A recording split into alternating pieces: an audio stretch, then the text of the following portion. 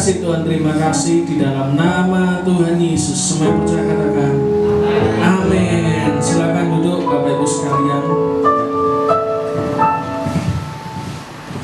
Oke, ini saya dipeseni sama Pak Richard untuk mendoakan yang ulang tahun.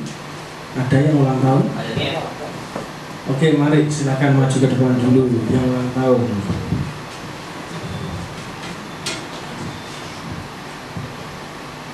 Berapa orang yang ulang tahun? 4 tadi yang ditayangkan tadi? Dalam bulan Juli, Pak. Ya, dalam bulan Juli maksudnya. Oh, ini juga.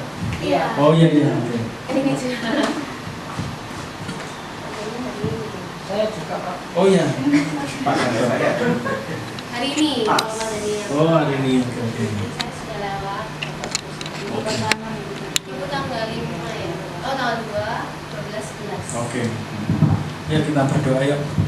Bapak, kami bersyukur untuk saudara-saudara kami yang berulang tahun pada bulan ini. Kami berkati mereka dengan berkat yang melimpah-limpah. Kami percaya Tuhan bahwa tangan Tuhan menyertai kehidupan mereka semua. Tidak akan pernah Kau tinggalkan masing-masing kami, karena penyertaan sempurna atas kehidupan kami semua. Kami percaya ada masa depan yang indah yang Tuhan sudah sediakan buat kami semua.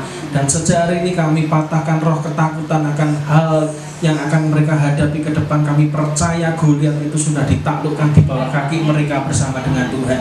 Tidak ada kekhawatiran, tidak ada ketakutan, tidak ada kesedihan lagi, tidak ada air mata duka lagi yang ada dalam kehidupan mereka. Kau gantikan dengan sukacita yang melimpah. Terima kasih berkat-berkat Tuhan akan berdatangan dalam kehidupan kalian dan akan menyertai kalian sampai Tuhan datang kedua kali. Di dalam nama Tuhan Yesus semua yang percaya katakan amin. Silakan duduk. Thank you. Oke, Bapak Ibu sekalian, tema yang diberikan oleh Pak Richard hari ini adalah hidup dalam terang kekudusan. Bapak Ibu sekalian, mari kita buka dulu Efesus 5 ayat 8. Efesus 5 ayat 8. Alkitab berkata, memang dahulu kamu adalah kegelapan, tetapi sekarang kamu adalah terang di dalam Tuhan. Sebab itu hiduplah sebagai anak-anak terang. Bapak Ibu sekalian, hari-hari ini kalau saudara tahu bahwa ternyata dunia kejahatan itu semakin mengerikan. Ya, hari-hari ini kalau saudara perhatikan, nyawa itu terlihat sangat murah hari-hari ini. Ya, saya menyaksikan banyak sekali, bahkan orang-orang sekarang hidupnya, dulu kejahatan-kejahatan yang zaman dulu kita masih kaget, sekarang tuh setiap hari kita lihat di media sosial, betul enggak? Jadi rasanya orang pun sudah kebal. Ada orang yang melakukan kejahatan ini yang tidak pernah dilakukan oleh siapapun. Tiba-tiba manusia itu bisa jadi lebih jahat hari-hari dibanding masa lalu. Jadi memang itu sesuai dengan firman Tuhan bahwa hari-hari ini adalah jahat. Ya, dan itu tidak berbicara tentang orang di luar anak Tuhan, tidak. Di dalam rumah Tuhan pun kejahatannya juga mengerikan. Dan saya melihat dengan mata kepala sendiri betapa kejamnya hari-hari ini orang. Ya, bahkan terakhir ada anak Tuhan yang nipu anak Tuhan yang lain, ya toh, rekan pelayanan sekian M. Wih, itu enteng sekali gitu loh. Nipu tuh enteng sekali. Jadi saya pikir hari-hari ini orang sudah semakin kebal. Dan kalau berbicara tentang kekudusan, sebetulnya kudus itu artinya dipisahkan. Kudus itu dipisahkan. Dari mana? Dari hal yang gelap. Jadi Bapak Ibu sekalian, kalau saudara hari-hari ini dipanggil Tuhan di tempat ini, itu bukan sebuah kebetulan. Anda sedang dipisahkan oleh Tuhan dari apa? Dari gaya hidup. Kita tidak dipisahkan dari masyarakat, tidak. Tapi gaya hidup kita dipisahkan oleh Tuhan. Dari gaya hidup dunia kepada gaya hidup kerajaan Allah. Hidup di dalam terang. Jadi kita tidak lagi dalam gelap. Dulu mungkin saudara datang, kehidupan saudara gelap. Whatever. Tuhan itu tidak pernah menghakimi kita akan masa lalu kita, loh, betul enggak? Tapi Tuhan itu menerima kita apa adanya. Tetapi ikut Tuhan, jangan apa adanya terus. Hidup dengan Tuhan itu harus ada progres, harus ada peningkatan. Kalau saudara dipanggil dari gelap kepada terang Tuhan yang ajaib, maka saudara harus hidup di dalam terang hari-hari ini. Bisnis harus terang, pekerjaan harus terang, dalam karir harus terang, dalam pelayanan pun Anda juga harus hidup dalam terang.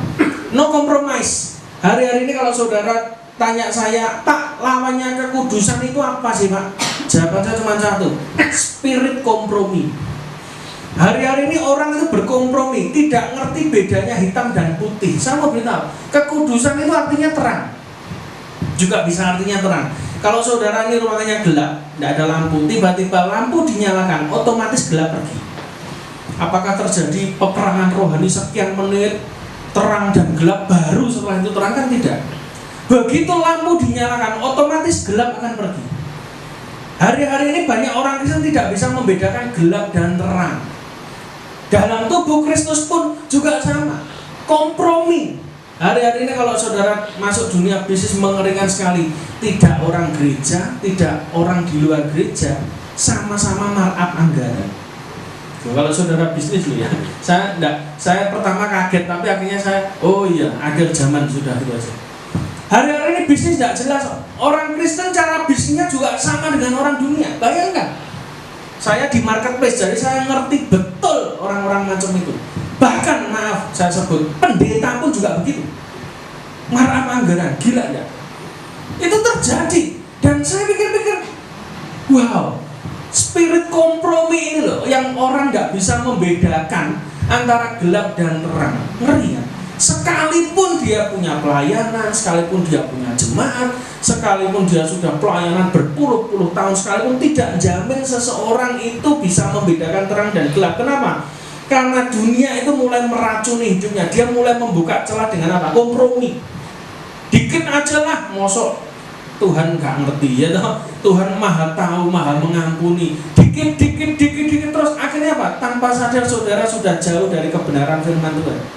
Sekali saudara kompromi dengan dosa, percayalah dosa itu dia hanya butuh celah yang sedikit saja untuk dia masuk dan menguasai rumah hidup saudara. Kalau Tuhan lebih sopan, aku berdiri di depan pintu, aku ketuk. Barang siapa membukakan, aku akan masuk. Itu enggak, Tuhan sopan. Kalau kuasa gelap enggak, dosa enggak begitu. Begitu saudara buka celah sedikit saja, dia akan masuk dan menguasai rumah hidup saudara. Dan sampai pada periode tertentu, saudara akan terkejut bahwa betapa jahatnya hidup saudara sekarang. Spirit kompromi adalah salah satu musuh utama dari kekudusan Tuhan. Kalau saudara baca di Alkitab, banyak sekali orang-orangnya Tuhan yang jatuh di Alkitab. Itu karena apa? Kompromi. Kompromi dengan dosa. Contoh paling gampang siapa? Lot. Lot memilih sebuah tanah yang dekat dengan Sodom dan Gomora. Dekat. Tiba-tiba kehidupan Lot dan keluarganya sama buruknya dengan orang-orang di Sodom dan Gomora. Betul enggak? Bahkan ketika Lot dan keluarganya diselamatkan pun, anak-anaknya juga punya gaya hidup seperti Sodom dan Gomora. Akhirnya mereka melahirkan bangsa-bangsa yang melawan, istilahnya bangsa Israel. Betul enggak? Lahir dari rahimnya siapa? Lot dan anak-anak Lot. Saya mau beritahu, kalau saudara kumpul dengan sampah, percayalah, Anda mandi sehari 3 kali pun tetap bau sampah. Betul kan?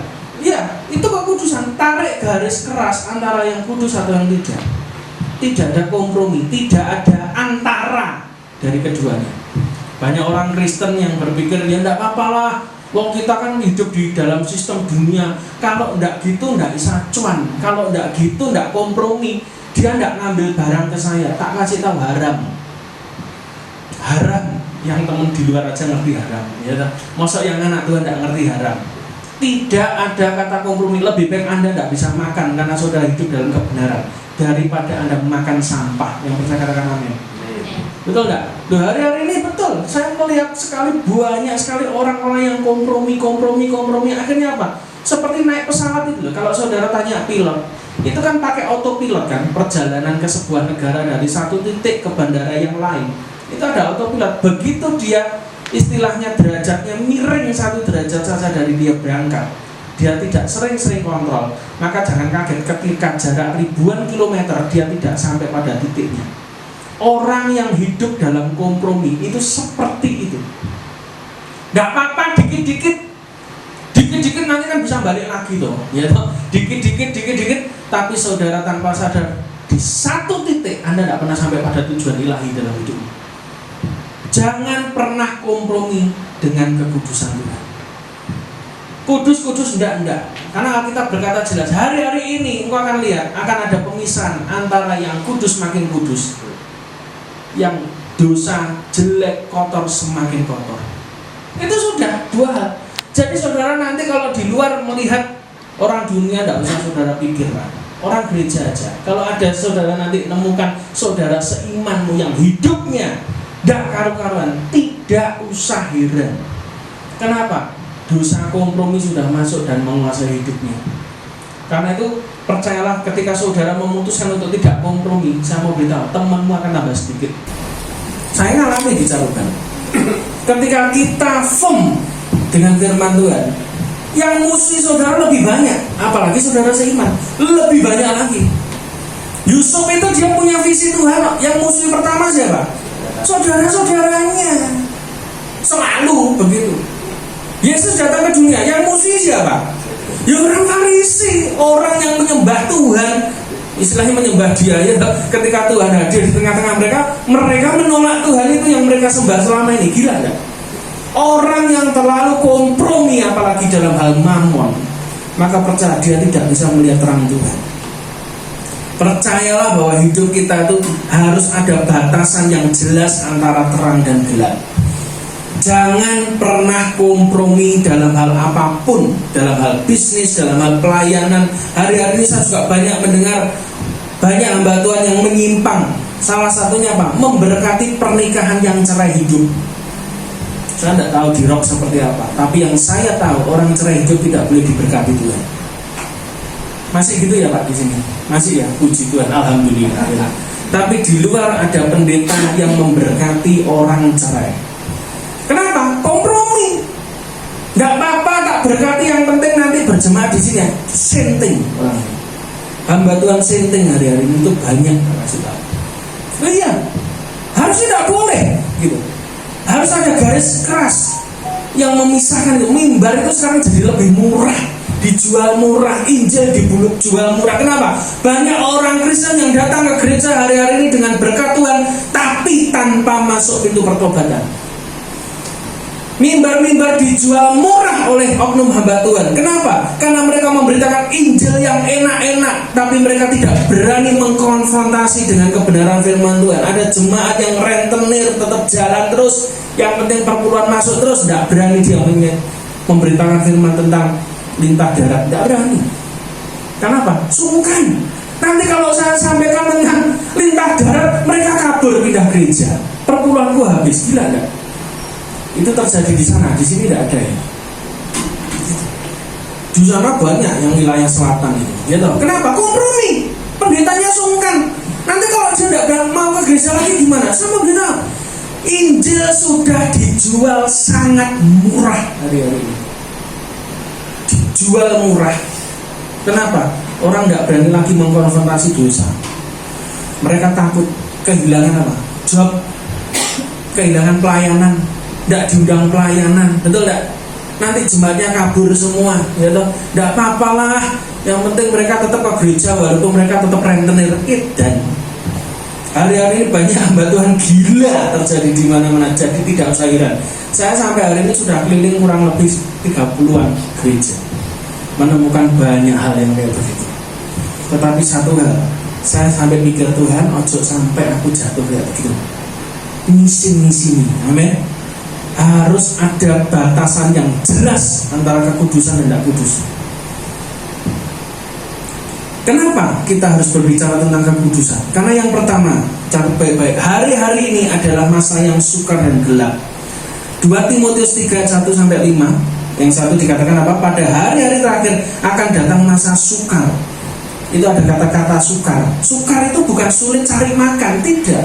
Bahasa asli dari kata sukar di sini kalau saudara pelajari di Alkitab, bahasa aslinya menggunakan kata kalepos. Kalepos itu apa? Di Alkitab digunakan cuma 2 kali.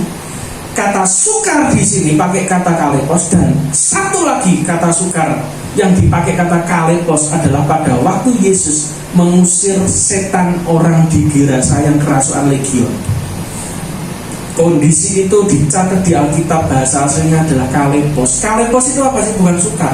Berbahaya karena ditumpangi roh jahat. Beda dong. Kalau kita baca, oh masa sukar, berarti golek duit susah. Enggak sedangkal itu, bro. Kata sukar di 2 Timotius 3 ini tidak berbicara tentang saudara susah cari duit. Tak kasih tahu, duit itu di mana-mana. Yang susah itu memastikan duitnya masuk ke kantongmu kan gitu dah. Ya udah betul lah. Orang ngemis 3 juta sehari bisa kok. Loh, duit itu gampang. Jadi bukan masa sukar tentang saudara cari duit, enggak, cari duit itu gampang. Yang sulit itu apa? Memastikan duit itu masuk ke kantong dan rekeningmu itu yang sulit. Makanya kerja, betul enggak? Loh, pengemis saja sehari 3 sampai 4 juta. Wah, lah kita minder. Dia kerja 1 bulan beli iPhone. Lah kita kerja ikut orang, handphone Xiaomi gitu. Ya betul enggak? Ya lu suka. Duit itu gampang. Ini masa sukar di sini artinya berbahaya yang ditunggangi oleh kuasa gelap. Makanya enggak heran 2 Timotius 3 ini betul. Hari-hari ini kalau saya lihat orang gampang sekali naik ke tower 70 meter, menerjunkan diri dengan bebas tanpa parasut, bunuh diri. Betul nggak? Bahkan orang istilahnya hari ini kejahatan percabulan itu ada di mana-mana. Kenapa? Ada yang menunggangi kuasa gelap. Dulu kita nggak pernah dengar tokoh agama melakukan pelecehan seksual, memperkosa jemaatnya, nggak pernah dulu. Haram. Pendeta dulu suci-suci, khotbah aja nggak boleh pakai baju hitam. Dulu itu pendeta khotbah itu harus pakai baju putih, celana putih, sepatu putih. Betul nggak? GPPS, gereja putih-putih semua, ya. Iya, saya dari dulu dari GPPS, Komisa Liu itu, nggak boleh. Wanita tuh nggak boleh rambutnya berkepang-kepang, nggak boleh. Harus lurus, panjang, dipanjangkan. Perempuan tuh rambutnya harus panjang, harus pakai rok putih. Waduh lah, zaman dulu nggak ada AC ya, sumuk, keput gitu. Tapi itu terjadi pada zaman dulu. Moralitas hambatan terjaga. Sekarang saudara buka media sosial, pendeta cabul muncul semua. Pendeta gereja A, B, C, D, E di kota ini banyak sekali. Kenapa bisa begitu? Karena memang ini masa sukar jahat yang ditunggangi oleh kuasa gelap. Hari-hari ini adalah masa yang gelap. Jadi saudara, temanya dari Rock adalah preparation, persiapan. Yang kedua, kenapa kita harus memisahkan diri dengan jelas bahwa kita ini mau hidup kudus atau tidak? Karena apa? Karena menjadi terang adalah identitas asli dari kita, kerajaan. Warga kerajaan Allah itu identitasnya cuma satu, terang. Kalau engkau gelap berarti engkau bukan dari kerajaan Allah. Simple. Dalam dunia ini hanya akan ada 2 kerajaan. Yesus ngomong kerajaan terang dan kerajaan gelap, dan dua-duanya tidak pernah jadi satu. Ada pendeta saya kaget setengah mati, Pak. Karena Pak, dia ngomong, pokoknya kita tidak ganggu kuasa gelap, tidak apa-apa. Ajaran dari mana itu? Penting setannya jadi usir-usir, tidak ganggu kita. Itu ajaran dari mana? Ada pendeta ngomong begitu. Pendeta Durno. Betul nggak? Loh, tidak bisa. Anda tidak ganggu setan, dia ganggu kamu. Makanya sebelum dia ganggu saya, tak ganggu duluan. Ini tanya nih Mas Ferry yang ngikut saya kemana-mana. Saya 2 kali disawat wong kesurupan. Saudara tidak pernah tahu Pak khotbah, tiba-tiba jemaatku kesurupan ngambil batu melempar. Tidak pernah. Lalu saya ngalami kok. Cek aja di YouTube-nya dia. Waktu saya khotbah tiba-tiba ada ibu-ibu gereng. Matanya melotot, suaranya gereng, ngambil batu dilempar. Untung tidak kena kepala saya. Lewat di depan saya ini. Kayak peluru. Tiba-tiba datangi saya mau mukul, gila ya? Kalau kamu tidak lawan kuasa gelap, dia yang akan ganggu kamu. Dan salah satu ciri pelayananmu benar atau tidak gampang, ada gangguan kuasa gelap. Kalau selama ini pelayananmu mungkin baik-baik saja, jangan-jangan kamu salah pelayanan. Tidak berdampak apapun dengan kuasa gelap. Yang kedua, baru 2 minggu lalu khotbah juga, tiba-tiba disawat sandal. Ya, sandal pertama kena pendeta yang undang, sandal kedua kena yang main gitar, sandal ketiga untung saya tidak kena, ya toh, mantul di depan saya, sandalnya mencelat ke atas, tidak kena muka saya. Waduh, kesurupan lagi. Saya mikir ini setan ini kurang ajar. Tapi betul juga, tidak ada dalilnya jangan ganggu setan supaya dia tidak ganggu kamu. Salah. Kamu hidup dalam terang, selalu ada gangguan. Betul tidak? PLN mati terus kok. Itu kan gangguan, betul enggak? Loh, iya dong. Kerajaan terang dan kerajaan gelap selalu saling mengganggu. Kalau setan di sana, saya harus di sana. Setan di sini, saya harus di sini. Kenapa? Mengganggu dia duluan sebelum saya diganggu. Itu sudah prinsip. Kalau saudara pelayanan tidak ada gangguan, baik-baik saja, tenang-tenang saja, orang-orang mendukung, orang-orang setuju, jangan-jangan saudara sedang salah kamar. Betul enggak? Karena Yesus itu kalau dia pelayanan selalu diikuti oleh siapa? Orang Saduki, orang Farisi, ahli Taurat, diganggu terus. Bahkan Yohanes Pembaptis ketika dia baptis orang di padang gurun di sungai Yordan, ya toh, yang ganggu dia siapa? Ya orang Farisi, orang Saduki, orang ahli Taurat. Bahkan sampai Yohanes Pembaptis ngomong apa? Hai ular bludak, siapa bilang kamu bisa diselamatkan? Gila enggak? Wah, diusir. Kalau kita kan enggak. Wah, ini ular bludak, tapi duitnya akeh tak baptis enggak apa-apa. Jadi jemaatku merusak. Betul enggak? Tapi itu terjadi loh, terlalu kita tuh terlalu kompromitis dengan itu. Enggak bisa. Kita itu harus hidup, pilihannya cuma dua. Kamu mau hidup dalam terang atau gelap, selesai. Kamu kompromi dengan gelap, ikut gelap. Kompromi dengan terang, memilih terang, kamu hidup dalam kerajaan Allah. Selesai. Sesimpel itu, pilihannya itu. Makanya tidak heran, Bapak Ibu sekalian, hari-hari ini lihat ya, banyak sekali bapak-bapak itu tidak bisa membedakan antara gelap dan terang. Ya toh, kamare dewe kalau kamare pembantu sampai raiso beda nih. Salah mlebu ya toh. Betul enggak? Terjadi kan kayak begitu. Nggak bisa membedakan ini kamarnya istrinya atau ini kamar pembantunya, salah masuk. Kenapa? Dalam gelap, orang yang hidup dalam kegelapan mesti jatuh. Kenapa? Kesandung. Alkitab berkata, firman-Mu terang bagi kakiku dan terang bagi jalanku. Betul nggak? Firman itu yang nuntun kita. Orang itu kalau terang begini, Anda lakukan apapun bebas, nggak akan jatuh, nggak akan ada accident. Tapi kalau saudara masuk dalam ruangan yang tidak ada lampu, Anda mau lakukan sesuatu tidak akan pernah bisa. Kenapa? Karena terhalang oleh pandangan. Setuju, katakan amin. Saya mau tanya saudara, ini yang matanya normal aja. Kursi ini warnanya apa, Bu? Coklat. Kalau yang itu? Biru. Terus kalau ini? Yang ini? Hijau. Betul ya? Ini hijau. Terus yang itu? Merah. Oke. Berarti normal ya. Seorang profesor namanya Yohanes Surya, ahli nuklir, bertanya, apa yang membuat kamu tahu bahwa warna ini hijau, putih, merah, coklat, biru? Warna itu dari mana? Ada yang bisa jawab? Dari mana? Tidak tahu. Dari terang. Coba matamu buta, kamu bisa membedakan tidak warna abang, hijau, kuning, kaiso? Atau tutup aja mata saudara, atau lampunya digelapkan, saudara masuk ruangan gelap, ditaruh 3 benda dengan 3 warna berbeda, apakah saudara bisa lihat itu merah, kuning, hijau? Tidak bisa.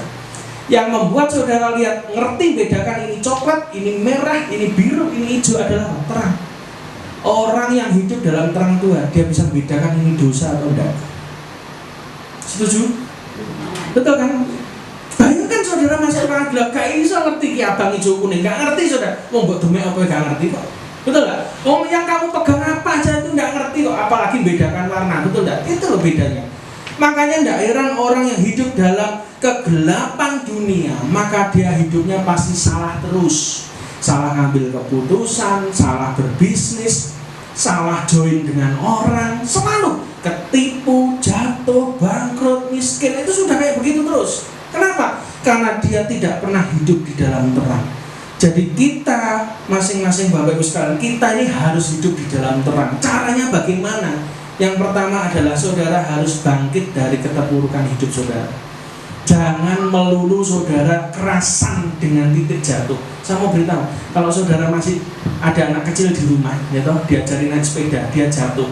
Apakah dia doprok sampai dia tua di situ terus? Tidak mungkin. Yang dilakukan apa?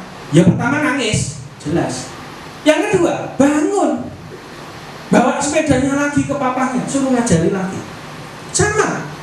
Tidak mungkin kita ini jatuh dalam satu masalah sampai mati, masalahnya ngikut terus, betul nggak? Masalah itu ada expirednya. Masalah itu selalu ada satu titik di mana masalah itu selesai. Mungkin sekian tahun belum selesai. Tapi Tuhan pulihkan dengan cara yang ajaib. Tergantung cara pandang kita bagaimana. Tergantung bagaimana kita bisa melihat bahwa di saat kita jatuh di titik itulah kamu harus bangkit. Sama, Alkitab berkata apa? Ketika ada Elisa, gitu, seorang hamba Tuhan itu di Alkitab. Ketika anak buahnya itu lagi motong kayu, mata kapaknya jatuh ke air, betul gak? Waktu mata kapaknya jatuh ke air, hamba Tuhan Abdi Allah ditanya, jatuhnya di mana? Dan seketika itu mereka menunjukkan jatuhnya di sini, karena itu barang pinjaman, betul gak? Maka Abdi Allah memotong sebatang kayu, dilemparkan ke situ. Tiba-tiba mata kapak itu muncul. Artinya apa? Bapak Ibu sekalian, kita ini kekristenan dibangun basicnya satu. Saudara bisa bangkit dari keterpurukan karena ada kayu salib yang di atasnya tergantung Yesus. Amin. Dan di saat itulah ketika Anda jatuh terpuruk datang pada kayu itu, Yesus itu. Di saat itulah kamu akan dibangkitkan Tuhan. Saya pernah jatuh, kita semua pernah jatuh, pernah bangkrut, pernah kehilangan. Saya juga pernah kehilangan sekian M. Tapi saya mau beritahu, yang saya dapatkan lebih dari itu. Duh, betul nggak?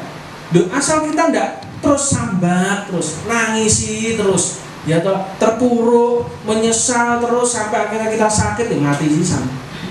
Ya toh, nggak usah dipikirin. Setiap orang itu ada satu titik kehilangan dalam hidupnya. Betul nggak? Saudara cek orang-orang hebat di Alkitab, mereka punya pengalaman yang sama. Apa itu?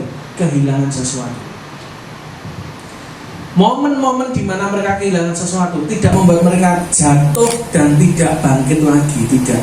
Tapi pengalaman-pengalaman kehilangan dalam kehidupan para orang-orang besar di Alkitab membuat mereka apa? Mereka bangkit lagi, ngikut Tuhan sampai garis akhir. Bayangkan kalau saudara jadi Daniel, Sadrak, Mesak, Abednego. Saudara nyerah dengan keadaan, nyembah patung aja, nyembah patungnya Nebukadnezar, ya toh. Daniel tidak mungkin masuk gua singa, ya toh. Pasti dia tetap pada posisinya, betul tidak?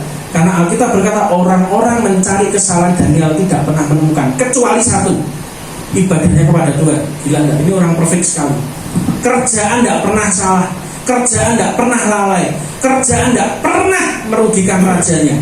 Tapi orang-orang ini tidak bisa menemukan kesalahan dalam pekerjaannya, kecuali satu, nyembah pada Tuhan. Sadrak, Mesak, Abednego juga sama. Kalau dia kompromi, maka dia tidak mungkin nyicipi yang namanya dapur api, betul tidak?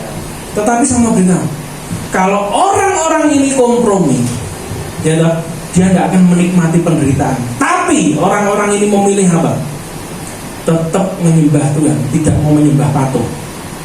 Akibatnya apa? Masuk gua singa, masuk dapur api. Tapi di tengah gua singa ada mujizat. Apa itu? Singa itu tidak bisa makan Daniel. Api itu tidak bisa menyambar sedikit pun dari ujung jubah 3 orang. Bahkan Alkitab berkata yang lebih hebat, orang-orang yang melihat Sadrak, Mesak, Abednego dimasukkan ke dapur api, mereka berkata apa? Bukankah 3 orang yang masuk ke situ? Yang kita masukkan 3 orang. Kenapa ada 4 orang? Dan kalau dalam KJV, ya, King James Version, kalau sudah baca, orang-orang ini mengatakan orang keempat ini wajahnya tampak seperti the Son of God. Jelas. Kalau bahasa Indonesia kan seperti dewa, ya toh. Tapi di King James Version disebutkan jelas seperti the Son of God. Pertanyaannya, who is the Son of God? Jesus. Kalau dia tidak masuk dapur api, dia tidak mengalami penyertaan Tuhan. Artinya apa? Orang boleh jatuhkan kita karena kita tidak mau kompromi. Orang boleh membuat saudara terpuruk kondisimu karena kamu tidak mau kompromi dengan mereka. Tak kasih tahu, tidak usah takut kamu tidak ditemani orang gara-gara kamu tidak mau kompromi. Saya mau beritahu, takutlah kalau Tuhan tidak mau menemani kamu. Saya dalam bisnis begitu. Saya dibenci oleh beberapa oknum pendeta biasa. Kok mereka tidak belanja di tempat saya juga. Terus belanja yang rasido susah. Malulah dengan para kiai. Teman-teman saya itu baik kiai soalnya. Datang keluarkan duit, kok cari kulkasnya, duit hitungan duit susuk balik no. Gila dah. Loh, kiai itu kayak begitu. Jadi saya sampai mikir, ini yang anak Tuhan ini kiai atau pendeta? Loh, dia berkati saya loh, tanpa komplain. Saya kalau kumpul pendeta, maaf ya Pak, ini kan direkam. Saya kalau kumpul pendeta, selalu yang diomong apa? Jeleknya pendeta lain, jatuhnya pendeta lain, betul nggak? Si A, si B, si C, begini. Tapi saya aneh loh, kumpul kiai-kiai itu, nggak pernah tuh jelek-jelekan kiai A, B, C, D. Saya selalu mikir, sing anak Tuhan sopo, sing anak demit sopo. Loh, ini real loh, saya ngalami soalnya. Saya sampai pikir, iki apa Tuhan ini kualik gitu. Belajarlah dari mereka. Amin. Nah itu terjadi betul. Loh, mereka orang baik-baik kok. Tapi yang menyebut dirinya pelayan Tuhan, hamba Tuhan, tapi Tuhan mereka adalah perut mereka, kata firman Tuhan. Kompromi terus. Yang penting perutnya kenyang, penting dapat uang bensin, dapat uang transport, datang ibadah. Saya mau beritahu, sampah. Hari-hari ini maaf ya, saya tidak tahu bagaimana dengan Sidoarjo. Saya tanya, kalau perkumpulan hamba Tuhan, ada ibadah hamba Tuhan, tidak ada uang transport, apakah hamba Tuhan itu mau datang? Hari-hari gereja di daerah setidaknya yang saya tahu rusak total gara-gara duit. Betul nggak? Tidak ada uang transport, gak teko. Ono KKR, gak ada uang transport, ya mau ngerah nih masa. Loh, itu untuk dirimu sendiri loh. Engkau ini ibadah datang pada Tuhan, kamu tuh bawa korban, bukan cari korban. Betul nggak? Hari-hari ini teko pimpinan sampai jemaatnya rusak total. Ya saya ngomong gini, resiko saya cuma satu, dimusuhi hamba Tuhan. Tapi kan saya ngomong apa nih? Betul nggak? Kamu datang ibadah doa, nggak ono amplop, nggak ono tanda tangan nih. Saya gelem doa nggak? Gak gelem. Bayangkan pemimpin rohanimu tuh kualitasnya kayak begitu. Saya bisa lihat jemaatmu kayak apa. Makanya nggak pernah diganggu setan. Kenapa? Setan ganggu orang-orang yang bener soalnya. Mas gak bener gak usah diganggu, seblok dewe kok. Betul nggak? Duh, betul nggak? Duh, kualitasnya itu cuma bisa dibayar dengan uang 100.000 dan 100.000 uang transport. Baru datang mau doa untuk bangsa, untuk kota, untuk gereja-gereja, untuk kesatuan tubuh Kristus. Kamu itu pendoa bayaran. Apa bedanya kamu dengan orang di Adiasa? Ya toh, yang ada orang mati, ada perempuan dipakai kerudung putih, dikasih sangu 200.000 untuk nangis-nangis dan kempiang-kempiang gitu. Pulang bayaran selesai, orang kenal tiba-tiba sing mati duduk duluri. Mereka dibayar untuk itu. Apa bedanya kamu hamba Tuhan yang datang doa hanya karena kamu dibayar? Berarti kamu pendoa bayaran. Betul nggak? Ketemu Tuhan, kok bisa-bisanya mentalnya kayak begitu? Saya sudah siap nggak diundang lagi. Jadi urusanmu, hidup saya itu karena Tuhan, bukan karena pendeta. Catat baik-baik, saya tidak cari duit dari pelayanan. Kasih tahu kanan kiri musuh nek pelayanan, coba duit dari pelayanan. Itu sampah, duit itu kutuk kalau kamu cari dengan itu. Loh betul. Loh saya tekan hari berangkat sampai ke Kabupaten Malang Pojokan, mulai gak bayaran. Loh karena saya memang gak cari duit. Saya hidup untuk melayani Tuhan, bukan saya pelayanan untuk cari amplop.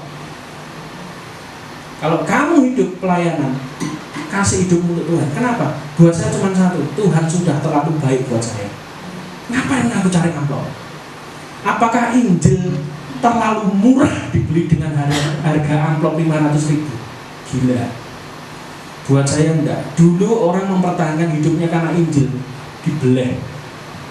Di Arab Saudi hari ini Suriah orang-orang ditembak mati gara-gara dia Kristen. Kita di sini masih enak ber-AC, enggak diganggu orang, enggak disawati waktu, betul enggak? Itu aja lo datang masih aras-arasan. Mereka di sana untuk ngomong Yesus saja mereka tawannya nyawa. Kita masih santai loh di sini, masih aman, ya toh, damai sejahtera, toleransi, ya toh, kesatuan. Lo di sana apa? Ngerti kamu Kristen pateni mana? Itu harganya mereka bayar loh. Di sini, wah, karena amplopnya gak teko pak. Itu yang terjadi. Injil dijual sangat murah di Indonesia. Jadi bertobatlah saudara. Mending saudara tidak datang karena saudara memang tidak digerakkan untuk datang sebuah ibadah, daripada saudara datang ibadah karena diiming-imingi duit lalu saudara datang. Doa murah mandiri di hadapan Tuhan. Amin. Yang kedua, poin kedua, bagaimana caranya kita jaga kekudusan, tetap hidup dalam kekudusan? Jauhi kegelapan dengan memilih komunitas yang benar. Alkitab berkata Efesus 5 ayat 3, janganlah kamu berkawan dengan mereka, kata Alkitab. Ya toh? Kegelapan itu selalu ada di sekitar kita. Kalau saudara kompromi, Anda berada di komunitas yang salah, percayalah saudara juga salah. Saat Anda kumpul dengan perokok, mungkin hari itu Anda tidak merokok, tapi bau rokok ada di dalam hidup saudara. Betul? Iya. Kita di kafe ketemu orang yang merokok, kepas kepus, Anda pulang, istrimu nyium rokok ya. Lo kenapa? Tidak bisa nyalakan, memang bau rokok nempel di baju kamu. Kamu pergi ke tempat pembuangan sampah, kamu pakai parfum, di situ duduk saja 5 jam, lalu kamu pulang, bau sampah. Ngerti maksudnya? Anda ketemu dengan orang, bergaul dengan siapapun boleh, tapi jangan nyampur gaya hidup dengan mereka. Kita berteman dengan siapapun wajib, berbisnis dengan siapapun wajib, tapi jangan pernah kompromi dengan nilai mereka. Kita punya nilai sendiri. Tuhan itu menebus kita dengan darah yang mahal, bukan darah yang murah. Kalau saudara hidup hanya sekedar kompromi dan memilih komunitas yang salah dalam hidup saudara, maka dipastikan hidup saudara salah. Dan penebusan Yesus akan sia-sia dalam hidup saudara. Hari-hari ini terjadi pemisahan besar. Makanya tema ini sangat berat buat saya. Kenapa? Ini tema yang paling dihindari oleh pengkhotbah hari-hari ini. Takut tidak diundang. Kok jelas saya dikasih tema ini? Nah, alamat orang diundang mana? Oh, iya toh. Saya sudah ngomong ini aku keras, aku rapat peduli. Loh karena salah diri kok ya pas temanya Pak Arifin ngasih tema Pursue Holiness ya toh. Bapak Ibu sekalian, Ibrani 10 ayat 25 juga mengatakan janganlah kita menjauhkan diri dari pertemuan ibadah. Artinya apa? Komunitas. Saudara nanti pulang baca kisah orang gila di Gerasa. Itu orang kerasukan setan 5.000 legion. Ya tak? 5.000 kerasukan. Ketika Yesus turun dari perahu, kakinya mendarat di tanah Gerasa. Tiba-tiba orang yang kerasukan setan ini tahu ada Yesus datang. Dia datang pada Yesus, dia tersungkur di depan Yesus. Hari ini saya mau beritahu, kalau saudara waktunya ibadah, saudara tidak datang ibadah, berarti saudara lebih gila dari orang gila itu. Ngerti? Lebih kerasukan dari orang yang kerasukan. Loh iya, orang yang kerasukan setan saja ada Yesus dia datang kok. Nah saudara ada Yesus di sini kok tidak datang ibadah? Berarti saudara lebih kerasukan. Saya membayangkan mungkin bukan legion lagi, ya toh 2 kali 3 kali legion. Ya saudara tidak datang ibadah kok, ya toh. Tapi lihat baik-baik, orang yang kerasukan itu begitu Yesus datang dia menyembah loh. Bahkan saya sampai ngomong apa? Apa urusanmu dengan aku, anak Allah yang maha tinggi? Setan aja ngerti anak Allah yang maha tinggi kok Yesus itu. Masa kita anak-anaknya Tuhan tidak kenal siapa Yesus? Betul nggak? Jadi belajar untuk kita ini mengerti bahwa komunitas yang sehat itu harus ada dalam hidup kita, di sekeliling kita. Makanya saya ini kalau berteman dengan orang-orang itu saya rodok milih-milih. Kenapa? Saya membatasi diri saya untuk berteman dengan orang-orang tertentu. Tapi kalau orang yang efeknya bagus, kualitasnya bagus, saya akan intens ketemu dengan mereka. Kenapa? Karena saya tahu saya mendapat berkat dari hidup mereka. Tapi kalau komunitas sampah, ya toh, istilahnya ngajari elek, sudahlah, ya cuma berteman seperti biasa. Kenapa? Kita ini seperti pohon, ya toh, hidup kita itu kayak pohon. Burung itu boleh terbang di atas kita, tapi kalau kamu mengizinkan burung bersarang di atas kamu, itu salah kamu. Betul nggak? Kita nggak bisa membatasi burung lewat, burung menclok lalu terbang lagi. Kita nggak bisa membatasi. Sama, setiap orang yang datang dalam hidup saudara, saudara nggak bisa membatasi. Saudara ketemu siapa? Apalagi saya bisnis, saya ketemu banyak orang. Saya ketemu dengan supplier, saya ketemu dengan distributor. Saya pelayanan ketemu dengan banyak hamba Tuhan. Saya ketemu dengan banyak pelayan Tuhan. Banyak orang Kristen di kota-kota. Habis ini aja jam 4 sore saya ke Torsono lagi. berangkat lagi ke sana. Ini nanti pulang langsung ke Surabaya, ketemu orang, meeting lagi. Saya ketemu dengan banyak orang, tetapi saya membatasi dengan siapa saya bergaul. Itu hak saya. Sama dengan saudara, pilih komunitas yang benar. Kalau ada di gereja ini, bangun komunitasnya jadi komunitas yang benar. Hidup sesuai dengan firman Tuhan, hidup dalam kekudusan Tuhan tanpa kompromi. Ingat ya, spirit kompromi adalah musuh pertama dari kekudusan. Yang ketiga, caranya kita tetap hidup dalam kekudusan Tuhan. Biarlah kita ini datang pada Tuhan, kita mempersembahkan kehidupan kita sebagai persembahan yang kudus. Kita ini bait Allah. Saya selalu ngomong di tempat kami bikin persekutuan doa itu masnya tuh sudah tahu. Isinya wong tua-tua toh, manula semua, ya. Jadi saya ini paling junior, ya, yang mimpin malah paling junior, umur 30-an saya. Tapi yang saya pimpin itu umur 60 ke atas semua. Pertama kali datang persekutuan saya, sudah tahu baunya apa? Fresh care, balsem, minyak angin. Waduh, bisa mati kabeh ya, alamat ini. Saya ngomong, mbah, kalau datang ke Banjir Rezeki jangan pakai minyak angin, pakai parfum.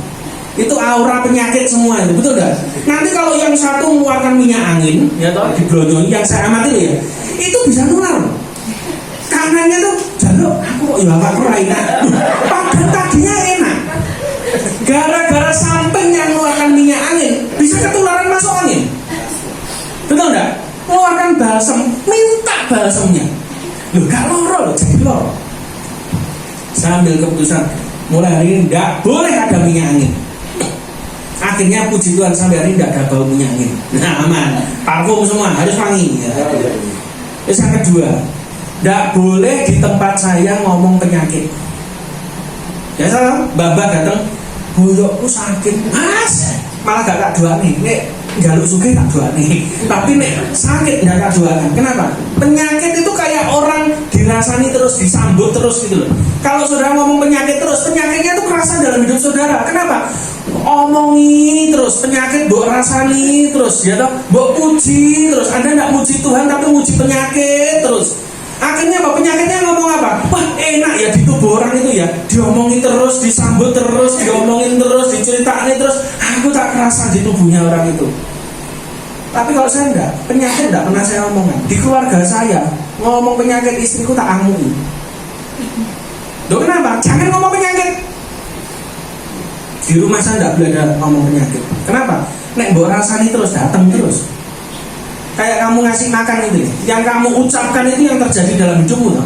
Anda ngomong sakit, ya oke, sakit terus. Saya enggak mau. Kenapa? Saya pengen tubuh saya ini bait Allah, bukan rumah sakit, bukan apotek hidup. Ngerti apotek hidup? Ngobat terus ya.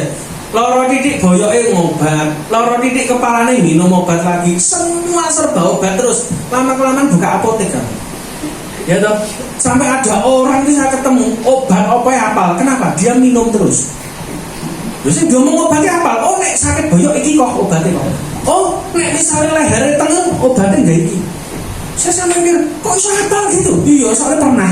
Ampun pun, penyakitnya nyimpen terus ini. Betul enggak? Di tempat saya enggak boleh ngomong penyakit, enggak boleh pakai balsem, fresh care atau minyak angin. Harus pakai parfum semua. Kenapa? Tubuhmu bait Allah, bukan rumah sakit atau apotek. Amin. Jadi itu yang saya tekankan di tempat saya. Kenapa? Jangan terus ngomongin penyakit terus. Kita ini harus menjadi rumah persembahan bagi Tuhan. Hidup kita tuh dipersembahkan pada Tuhan. Saya ngomong, kalau saudara datang pada Tuhan, jangan karena ada sesuatu, ada apanya. Enggak. Harusnya tidak ada apa-apanya pun saudara tetap datang sama Tuhan. Kita datang menyembah kepada Tuhan, mempersembahkan korban. Selalu kalau saudara cek di Alkitab, orang-orang di Alkitab itu datang pada Tuhan selalu bawa korban loh. Abraham pertama kali dia keluar dari rumah bapaknya, sebelum dia melanjutkan perjalanan ke negeri yang ditunjukkan Tuhan, yang dilakukan Abraham apa? Dia mendirikan mezbah, mempersembahkan korban. Ishak juga sama, mempersembahkan korban. Yakub sama, Daud sama, Salomo sama. Semua orang di Alkitab selalu datang pada Tuhan bawa korban. Kenapa kita tidak begitu? Kenapa kita tuh suka sekali dengan iming-iming A, B, C, baru kita datang sama Tuhan? Ngapain? Saudara diberkati Tuhan atau tidak diberkati Tuhan, itu urusannya Tuhan. Urusanmu sama Tuhan cuma satu, engkau datang pada Tuhan, persembahkan korban, selesai.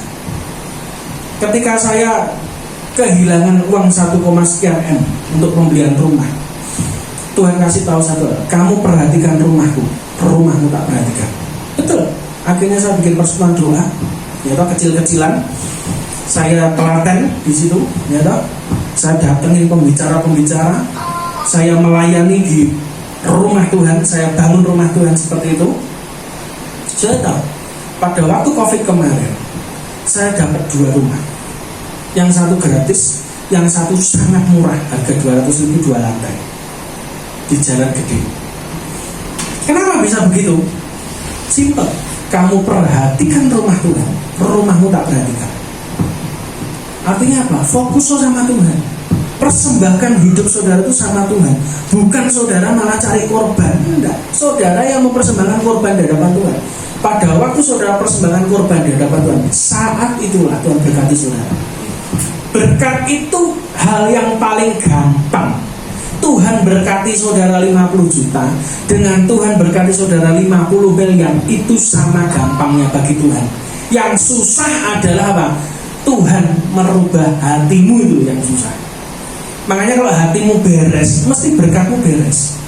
Saya jangan punya toko elektronik gitu. Saya ngomong sama istri saya, pokoknya perhatikan baik-baik. Kita gegeran, toko sepi. Kita happy, toko rame. Sudah itu. Dan itu terjadi. Sukacita itu undang berkat. Hatimu itu loh, suasana hatimu. Kalau saudara kerja nyeles ya toh, kemerungsung, gak payu-payu. Tapi kalau saudara sukacita, kerja dengan sukacita, itu aneh. Berkat itu enteng gitu loh.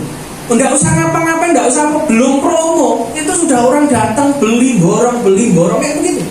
Tapi coba saudara kemerungsung, ngamuk terus, gegeran terus, suami istri, coba di rumah enggak rukun ya loh. Kelihatan bisnismu pasti seret. Saudara sudah promo kayak apapun, enggak ada orang yang datang. Loh kenapa? Itu hukum. Alkitab berkata bersukacitalah karena Tuhan, karena Dia akan memberikan apa yang diinginkan oleh hatimu. Artinya apa? Kalau saudara bersukacita di dalam Tuhan, apa saja yang kamu minta dikasih sama Tuhan, itu gampang. Berkat, duit, keuangan, semua itu berkat paling gampang saya mengalami. Saya orang bisnis, orang ngomong hari-hari ini tuh susah, kerjaan angel, gandoan angel, ngomong duitnya gak enek. Dulu saya berpikir bener, begitu saya tak bener kan, tokoku sepi, kurang ajar. Aduh Tuhan, kok sepi? Tuhan ngomong salahmu diri, kamu kan ngomong mengiyakan, tak rubah sekarang. Yang lain sepi, aku rame, kan? Itu tak ganti gitu. Ya toh, dunia ngomong resesi, kita tetap resepsi. Sudah, nggak peduli. Orang ngomong toko ini sepi lah, toko ini tutup, dijual, bangkrut, segala macam, tempatku enggak.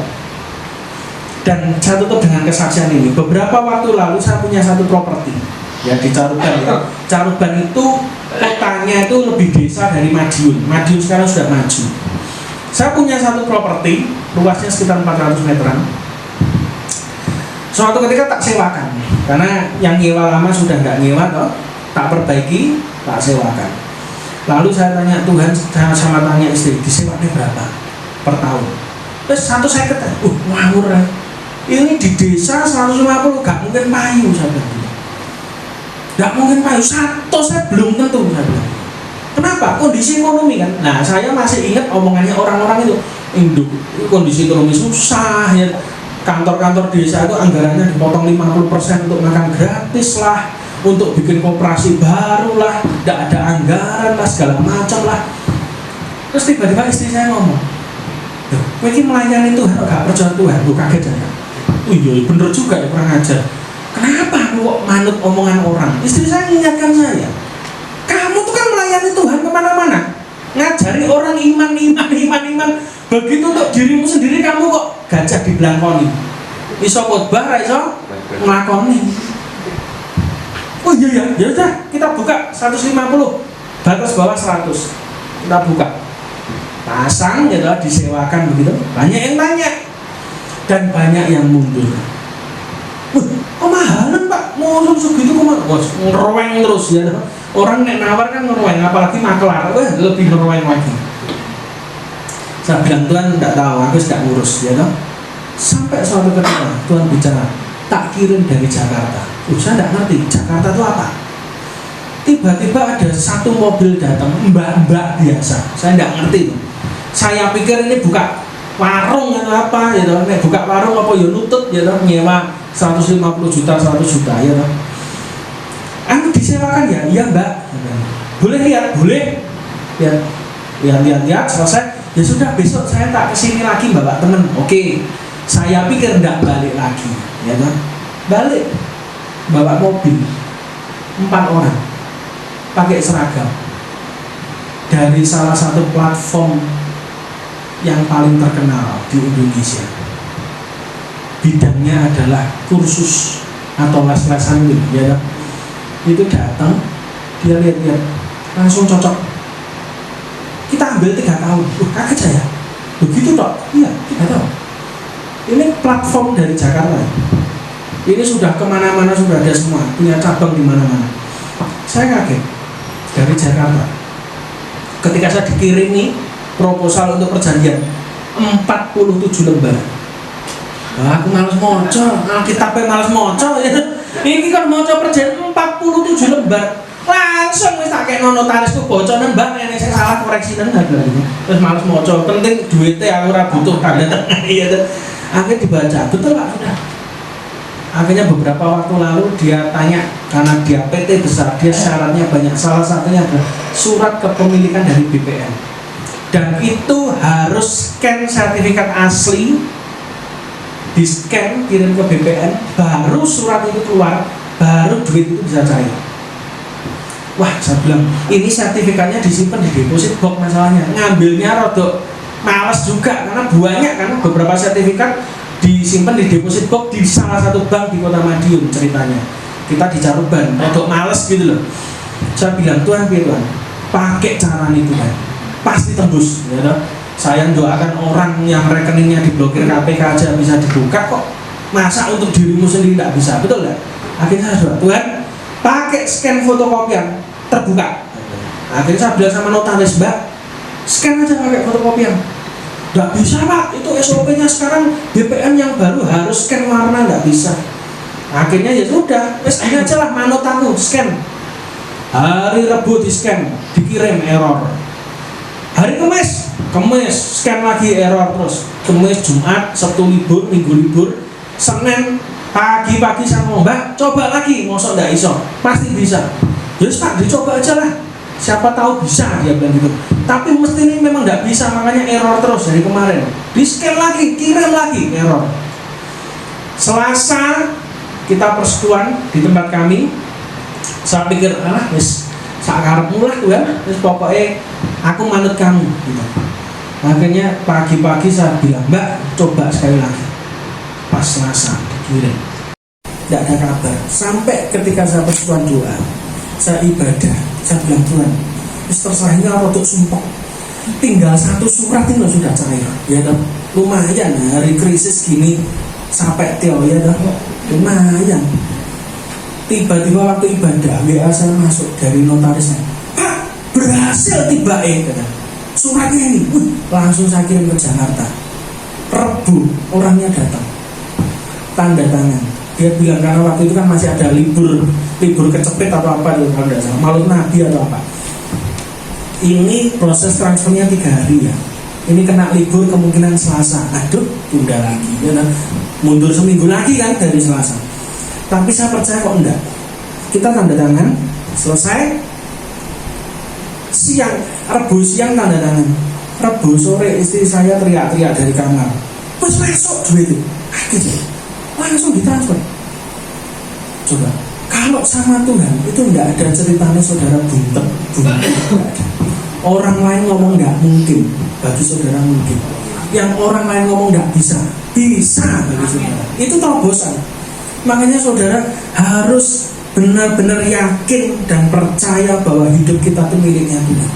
Hidup kita ini baik Allah. Masa Tuhan di sini kok enggak tembus, kerja enggak tembus, pelayanan enggak tembus, enggak mungkin. Dan hampir semua pelayanan kota-kota yang saya jalani hari-hari itu adalah apa? Hasil saya cuma batin sama Tuhan. Tuhan, aku pengen ke Jombang, gak pernah ke Jombang. Tiba-tiba ada pendeta dari Jombang, gak tahu gerejanya apa, hubungi saya, ngundang pelayanan. Ya kayak begitu. Kepengen apa tiba-tiba dapat, kepengen apa tiba, yang orang lain tidak mungkin, bagi saudara mungkin. Jadi belajar hari ini untuk saudara percaya pada Tuhan. Jangan sambat terus, jangan ngomel terus. Kebanyakan ngomel membuat hidup saudara gelap. Betul enggak? Jalani wae. Saya ini pernah ngalami lembah, pernah kehilangan anak meninggal. Kalau saya nuruti nangis terus, kehilangan terus, menyalahkan A, B, C, dokter, gak bakal saudara saya ngalami mujizat-mujizat Tuhan. Betul enggak? Kadang kita ini harus punya pengalaman satu, yaitu apa? Melepaskan masa lalu. Kalau saudara berani melepaskan masa lalu, sudahlah, saudara tidak usah susah lagi. Hari ini mungkin kondisi ekonomi saudara lagi down, keluarga saudara down, orang tuamu geger terus perkara duit. Saya juga begitu, pernah ngalami begitu. Tiap hari papa mama saya geger perkara duit. Ya toh. Untung saya ini dididik generasi masa lalu, jadi rodok tahan banting. Nek generasi sekarang mungkin loncat dari apartemen dulu. Saya tiap hari itu lihat dan dengar papa saya geger, pegat, itu tiap hari, bayangkan. Gara-gara apa? Kesulitan ekonomi. Saya ngalami itu, tapi saya bilang Tuhan enggak, aku enggak mau susah. Nek aku susah, keluarga sudah susah, aku mesti turunannya luwih susah. Betul enggak? Cucunya nanti lebih susah lagi, enggak mungkin enggak. Tapi saya memutuskan untuk pasrah. Ini kutuk kayak gini, ini kutuk. Saya memutuskan untuk lepaskan. Enggak. Dan sejak itu hidup saya mulai dibalik Tuhan. Bahkan saya mau cerita, ada orang yang tanda kutip memandang sebelah mata waktu saya masih kecil, karena keluarga kami tidak punya. Memandang sebelah mata. Hari ini orang itu berutang sama saya, utang duit dan tidak bayar. Utang lagi rasa bayar. Tapi dari situ saya melihat dengan mata kepala, Tuhan itu kalau membalikkan nasib itu gampang. Betul gak? Dulu kamu tidak dipandang orang, gitu, dipandang orang sebelah mata. Tak kasih tahu. Akan tiba waktunya kamu dengar Tuhan, kamu taat Tuhan, kamu jalan dengan Tuhan. Tiba-tiba hidup saudara dibalik Tuhan. Orang yang menghina kamu, utang sama kamu, sampai hari ini tidak bisa bayar. Bukan tidak bayar, tidak bisa bayar. Padahal dulu sugih kok, betul nggak? Saya ditolak orang. Tapi kenapa bisa begitu? Karena Tuhan. Tuhan itu kalau bikin cerita itu lucu-lucu. Ya, makanya saudara, kalau kesulitan yang kamu hadapi hari ini, mungkin rumah tanggamu kayak neraka hari ini, sudahlah, berdoalah, jangan geger, ya toh, bersukacita terus, belajar. Kenapa? Karena akan tiba waktunya Tuhan balik kondisimu, keadaanmu dibalik Tuhan. Dan saat itulah kamu akan lihat, iya, masa lalu tiba lebih enteng dari berkat yang disediakan Tuhan hari ini. Betul nggak? Kamu akan melihat masa lalumu, persoalan masa lalu itu terlalu kecil dengan berkat Tuhan yang saudara terima hari ini. Kita tutup Alkitab kita berdoa. Biasanya sing ngangop soalnya. Itu alarm. Buka popong, ibadahmu siang yo ngantuk. Nah, aku yo ngantuk, makanya saya minum kopi kan. Habis ini ya ngopi lagi di Surabaya ya toh. Yesus, harapannya sekarang mari kita sembah Tuhan, Yesus.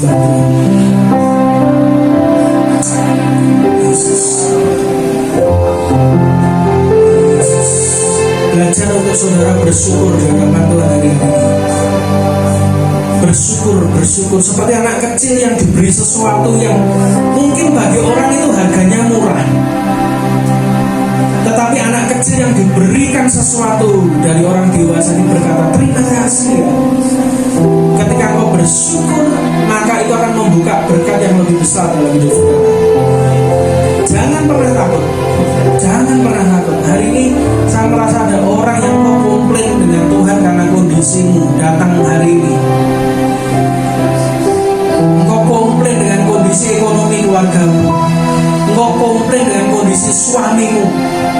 Tapi hari ini saya mau bilang, air matamu ditampung Tuhan. Dan Tuhan berkata, jangan susah lagi. Jangan susah lagi. Aku mengasihi kamu.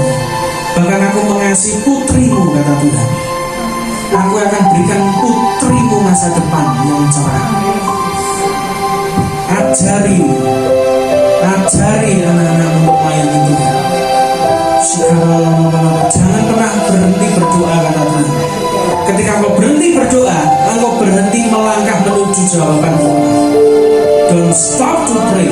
Jangan berhenti berdoa, kata Tuhan. Yesus, ada yang khawatir, roh kekhawatiran ada di tempat ini. Saya mau beritahu, jangan pernah khawatir. Jangan pernah khawatir. Kalau burung di udara dipelihara Tuhan, bunga bakung itu dihiasi oleh Tuhan. Masa aku tidak menghiasi hidupmu? Masa aku tidak ngasih makan kamu?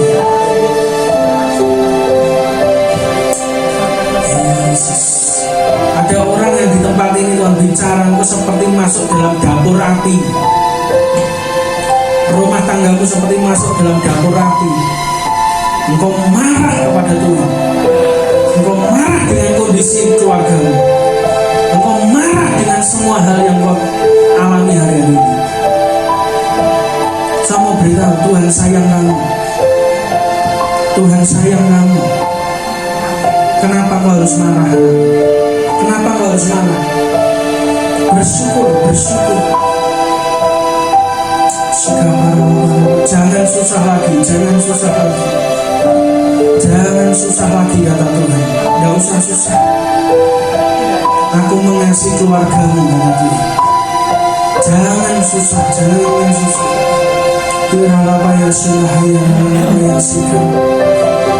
Tuhan, hari ini kami berdoa untuk jemaat roh di tempat ini, Tuhan. Siapapun kami yang hadir hari ini, Engkau berkata kami berharga dari apapun juga. Bahkan Engkau sudah berikan anakmu buat kami. Dan hari ini Tuhan, biarlah firman yang Engkau sampaikan ini menjadi kekuatan dalam iman kami semua, untuk kami melangkah dengan cara Tuhan, melangkah dalam kebenaran firman Tuhan. Kami tidak melangkah semaunya sendiri. Kami tidak melangkah dengan cara kami sendiri. Tapi ajari kami untuk selalu dengar Tuhan, melakukan firman Tuhan, dan menjalani bersama dengan Tuhan. Dan saat ini kami berdoa untuk semua orang di tempat ini. Kami berdoa, Tuhan, tidak ada satupun yang kau pegang, yang kau lepaskan tangan kami. Semuanya yang kau pegang, Tuhan. Semuanya yang kau pegang. Jangan pernah lepaskan kami, karena kami tahu hari-hari ini jahat. Kondisi-kondisi sukar akan kami hadapi. Tetapi ajari kami untuk terus percaya sama Tuhan. Pegang tangan Tuhan. Terima kasih Tuhan atas firman-Mu pada pagi hari ini. Hamba-Mu selesai berbicara, tetapi Engkau berbicara dalam setiap roh kami, Tuhan. Terima kasih Tuhan. Di dalam nama Tuhan Yesus, semua yang percaya katakan amin. Tuhan Yesus berkati.